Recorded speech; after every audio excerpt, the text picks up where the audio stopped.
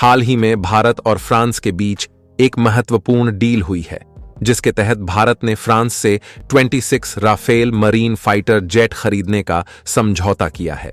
इनमें 22 single pilot और 4 double pilot fighter jet शामिल हैं।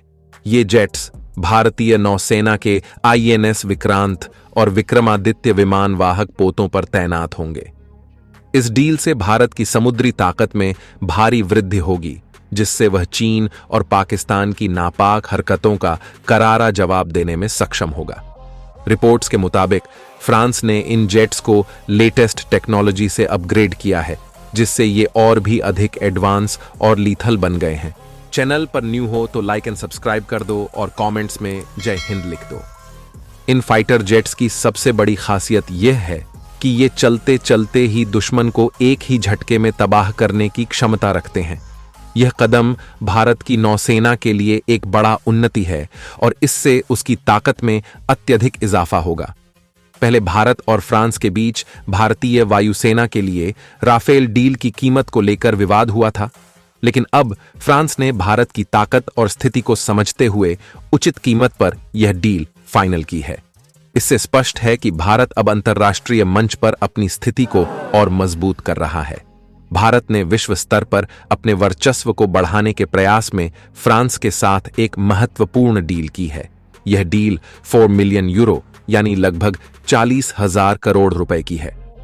इस डील के तहत फ्रांस भारत को समुद्री राफेल फाइटर जेट, उसकी मिसाइलें और मेंटेनेंस सेवाएं प्रदान करेगा। डसॉल्ट एविएशन ने भारतीय नौसेना की जरूरतों के अनुसार राफेल मरीन में कई बदलाव और अपग्रेड किए हैं। इन बदलावों में हेलमेट माउंटेड डिस्प्ले, कम बैंड फ्रीक्वेंसी जैमर, बेहतर रेडियो अल्टीमीटर और हाई फ्रीक्वेंसी रेंज वाले डिकॉय शामिल हैं। इसके अलावा भारतीय नौसेना की आवश्यकताओं के अनुसार हवा से समुद्र मोड के सॉफ्टवेयर में भी बदलाव किए गए हैं। भारतीय नौसेना के अनुरूप फाइटर जेट की EMI, इलेक्ट्रोमैग्नेटिक इंटरफेरेंस और EMC, इलेक्ट्रोमैग्नेटिक कंपैटिबिलिटी में भी सुधार किए गए हैं।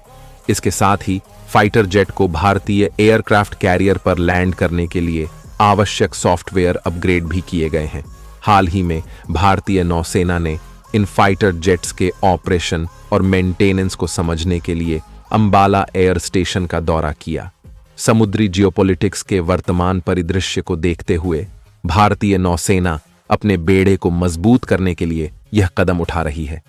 चीन के समुद्री विस्तार के प्रयासों को रोकने के लिए भारत ने फ्रांस से 6 न्यूक्लियर सबमरीन लेने की भी योजना बनाई है। फ्रांस ने इसके लिए भी भारत को ऑफर दिया है।